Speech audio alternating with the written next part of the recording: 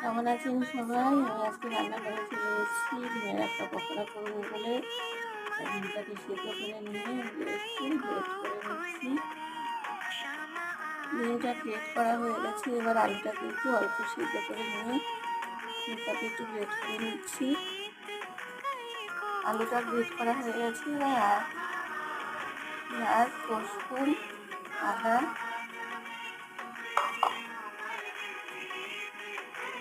লঙ্কা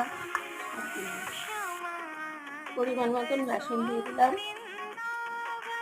নুন হলুদ দিয়ে দিলাম। এবার মাখাবো। এবার সব কিছু একসঙ্গে মিলিয়ে মাখিয়ে নিচ্ছি। এরকম তেল দিয়ে দিয়েছি, কতগুলো ভাজা হচ্ছে, এরকম করে সবগুলোকে ভেজে নেব।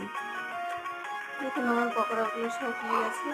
তবে না খুব সুন্দর দেখতে, আপনারা বাড়িতে এখন তৈরি করে